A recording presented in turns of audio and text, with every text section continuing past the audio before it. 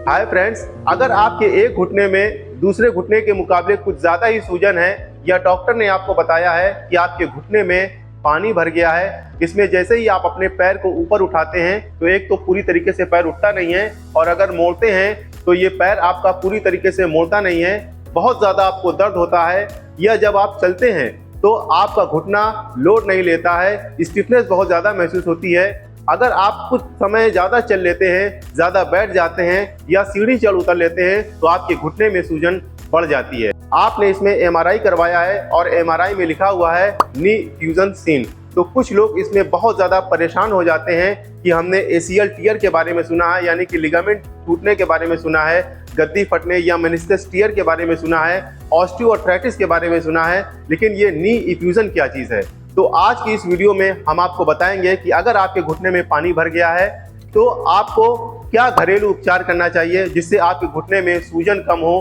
दर्द कम हो, क्या सावधानियां आपको ऐसी लेनी चाहिए जिससे आपके घुटने में सूजन ना बढ़े, और कौन कौन सी ऐसी एक्सरसाइजेज हैं जिसको अगर आप करते हैं तो इससे आपका घुटना मजबूत होगा और आपके घुटने में फ्लेक्सिबिलिटी, मोबिलिटी बढ़ेगी, यानी कि जो आप अपना पैर ऊपर उठा रहे हैं पूरी तरीके से उठ नहीं रहा है या नीचे कर रहे हैं तो पूरी तरीके से नीचे नहीं जा रहा है। तो अगर आपको नी फ्यूजन की दिक्कत है, घुटने में आपके पानी भर गया है, तो ये वीडियो आपके लिए बहुत ही काम की होने वाली है। तो अगर आप चैनल पर पहली बार विजिट किए हैं तो इस चैनल को आप अवश्य सब्सक्राइब कर लीजिए, क्योंकि हम हेल्थ से रिलेटेड ऐसे ही कंटेंट लाते रहते हैं। मैं हूं आपका physiotherapist doctor Zeeshan Ali, Physiovedic clinic Lucknow से। जैसे मशीनों में ऑयलिंग की जाती है, ग्रीसिंग की जाती है ताकि वो स्मूथली चल सके, ऐसे ही हमारे हार्ट जॉइंट में और नी जॉइंट में, घुटने के जोड़ में एक फ्लूइड होता है जिसको साइनोवियल फ्लूइड कहते हैं। और ये जो फ्लूइड होता है सिर्फ 5 से 10 ml होता है, लेकिन जब ये ज़्यादा बनने लगता है तो हमारे घुटने में स्टोर होने लगता है और ये सूजन के रूप में हमको दिखाई देता है। और इसके होने के कई कारण होते हैं, जैसे अगर आपका लिगामेंट टूट गया हो तो इसकी वजह से भी आपको ये दिक्कत हो सकती है, मेनिस्कस टियर में भी ये दिक्कत हो सकती है, और अगर आपके घुटने में कोई इन्फेक्शन हो गया हो तो इसकी वजह से भी आपके घुटने में सूजन हो सकती है। जैसे घुटने में कोई फ्रैक्चर हो गया हो या अगर किसी के कूल्हे में भी फ्रैक्चर हो जाता है तो भी घुटने में सूजन दिखाई देती है। या अगर किसी को गॉट की दिक्कत है, यूरिक एसिड उसका बहुत ज़्यादा बढ़ा हुआ है, या अगर किसी को ऑस्टियोआर्थराइटिस की दिक्कत है, यानी कि घुटने में गठिया हो रहा हो, घुटने में घिसारा हो रहा हो, इसकी वजह से भी घुटने में सूजन बढ़ सकती है। तो अक्सर लोग गलती ये करते हैं कि जिनके भी घुटने में पानी भर जाता है या नी फ्यूजन की दिक्कत होती है तो वो कहीं भी कभी भी वो सिरिंज से घुटने का फ्लूइड जो है वो बाहर निकलवा देते हैं। तो ये गलती आपको बिल्कुल भी नहीं करना है। हमेशा आप ऑर्थोपेडिक डॉक्टर के कंसल्टेशन में रहिए, वो जैसा कहें उसी को ही आपको मानना है, आपको किसी से भी फ्लूइड बाहर नहीं निकलवाना है। और कई लोग करते क्या हैं कि वो किसी प्रकार का जेल या कोई ऑयल लगा लेते हैं, उससे जोर जोर से घुटने की मालिश करते हैं जिससे घुटने में सूजन बढ़ जाती है। तो आपको मालिश बिल्कुल भी नहीं करना है। और बहुत सारे लोग करते क्या हैं, वो गर्म पानी से घुटने की सिकाई करते हैं। अगर आपके घुटने में नी फ्यूजन की दिक्कत है तो गर्म पानी से आपको सिकाई बिल्कुल भी नहीं करनी है, बल्कि आपको बर्फ की सिकाई करनी है और सिर्फ 10 से 15 मिनट 3 से 4 बार आपको ये सिकाई करनी है। पलथी मार करके या पैर लटका करके या इंडियन टॉयलेट का आपको इस्तेमाल बिल्कुल भी नहीं करना है।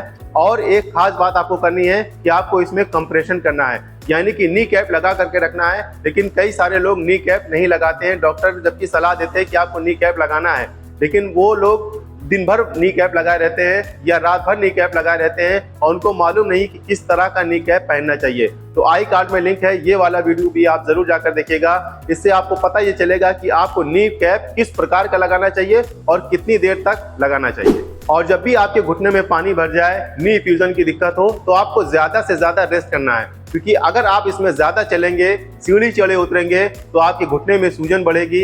इससे आपकी दिक्कत बढ़ सकती है, क्योंकि आपका घुटना जो है वो एक वेट बेयरिंग ज्वाइंट है, पूरे शरीर का लोड आपके घुटने पर ही रहता है। अगर आप इस पर लोड डालेंगे तो इससे आपकी दिक्कत बढ़ जाएगी। और इसमें आपको एक काम और करना है कि अपने पैर को थोड़ा सा ऊंचा रखना है, एलिवेट करके रखना है। तो इस तरीके से आप मसनद ले सकते हैं, कोई मोटी तकिया या आपके पास कोई कंबल हो मोटा जो हार्ट से ऊपर आपका पैर आ सके, इससे भी आपके घुटने में सूजन जो है वो कम होगी। तो आपको इस तरीके से ऐसे पैर को ऊपर करके रखना है।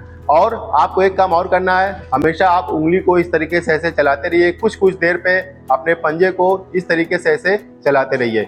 इससे आपका ब्लड का सर्कुलेशन जो है वो नीचे की तरफ आएगा। इससे भी आपके घुटने की सूजन कम हो जाएगी। और ये आप 1 से 2 घंटा पैर जो है हर 3 से 4 घंटे पे रखिए, इससे आपको काफ़ी आराम मिलेगा। तो अब हम करते हैं कुछ एक्सरसाइजेज जिससे आपके घुटना मजबूत हो और इसकी फ्लेक्सिबिलिटी यानी कि लचीलापन बढ़े।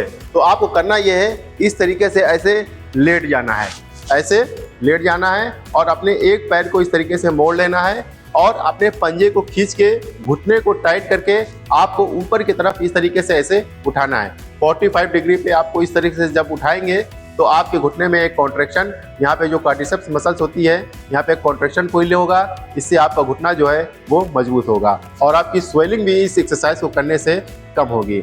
यहाँ पर रोकना है 5 सेकंड तक और फिर अपने पैर के पंजे को ढीला छोड़ देना है और फिर नीचे रख देना है। फिर आपको पंजे को खींच के अपनी तरफ और फिर पैर को उठाना है 5 सेकंड तक होल्ड करके और फिर पंजे को ढीला करके और नीचे रख देना है। फिर इसी तरीके से आपको दोनों पैरों की इस तरह से ऐसे करना है। ध्यान रहे कि एक्सरसाइज आप सिर्फ शुरुआत में 5 से 10 बार ही करिएगा, धीरे धीरे नंबर ऑफ काउंट आप बढ़ाते जाइएगा। दूसरी एक्सरसाइज में भी हम इस तरीके से अपने एक पैर को मोड़ लेंगे और दूसरा वाला पैर आपको करना यह है, इस तरीके से ऐसे मोड़ना है। जिस पैर में आपको प्रॉब्लम है उस पैर को आपको धीरे धीरे मोड़ना है। बेड के सहारे ही आपको मोड़ना है, बेड से पैर आपको उठाना नहीं है। बेड के सहारे आपको पैर मोड़ना है। जहाँ तक आपके पैरों में दर्द नहीं हो रहा वहीं तक पैर को आपको मोड़ना है, क्योंकि इसमें खिंचाव बहुत ज़्यादा होता है जिसके भी घुटने में पानी भर जाता है। तो आपको जहाँ तक दर्द नहीं हो रहा वहीं तक आपको पैर को मोड़ना है और फिर धीरे धीरे धीरे धीरे आपको पैर को सीधा कर लेना है, फिर मोड़ना है और फिर सीधा कर लेना है। इससे क्या होगा कि आपके घुटने में लचीलापन बढ़ेगा। इसी तरीके से आपको दोनों पैरों की करना है। दोनों पैरों की इस वजह से करना है क्योंकि ज़्यादातर लोग जो है वो दूसरे पैर में लोड देने लगते हैं। इसकी वजह से दूसरे पैरों में भी प्रॉब्लम आ जाती है या घुटने में सूजन, पैरों में सूजन बढ़ जाती है। तो इसको भी आपको स्ट्रेंथ करके रखना है। और ये एक्सरसाइज आपको शुरुआत में 5 से 10 बार करनी है और दिन में 2 बार आप जरूर करिएगा। तीसरी एक्सरसाइज हम करेंगे नी आइसोमेट्रिक। उसके लिए आप एक टॉवेल का रोल ले लीजिएगा इस प्रकार से, या आप कोई मसनद ले सकते हैं। ध्यान रहे आप तकिया ना लीजिएगा क्योंकि तकिया जो है वो दब जाती है जल्दी, वो सॉफ्ट होती है। तो इस तरीके से ऐसे अपने घुटने के नीचे रख लेना है और फिर आपको लेट जाना है और अपने घुटने से आपको नीचे की तरफ आपको प्रेस करना है। इस तरीके से आपको प्रेस करना है और छोड़ना है, प्रेस करना है और छोड़ना है। आप चाहे तो पैर को सीधा भी रख सकते हैं। ध्यान ये रखिएगा कि आपका पैर जो है इस तरीके से नहीं रहना चाहिए, बिल्कुल सीधा पैर रहे और जब भी आप दबाए तो एड़ी आपकी उठनी नहीं चाहिए। इस तरीके से सिर्फ दबाना है और फिर छोड़ना है। इससे आपके पैरों में मजबूती आएगी। और ये एक्सरसाइज आप दोनों पैरों में करिएगा।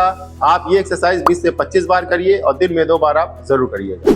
अगर यहाँ तक मेरी वीडियो आपको अच्छी लग रही है तो इसको एक लाइक जरूर कर दीजिए, इससे हमारा मोटिवेशन बढ़ता है। और अगर आपके कुछ सवाल हैं तो आप व्हाट्सएप करके भी पूछ सकते हैं। चौथी एक्सरसाइज हम करेंगे, हम अपने पैरों की साइड की मांसपेशियों को मजबूत करेंगे। अभी तक हमने जो एक्सरसाइज की वो पैरों के सामने वाली मसल्स को हमने मजबूत करने वाली एक्सरसाइज किया है। तो आपको करना ये है, इस तरीके से ऐसे लेट जाना है और फिर अपने एक पैर को ऊपर उठाना है, वही 45 डिग्री पे। यहाँ पे 5 सेकंड तक होल्ड रखना है और फिर आपको नीचे रख देना है। फिर उठाना है, 5 सेकंड तक होल्ड रखना है और फिर आपको नीचे रख देना है।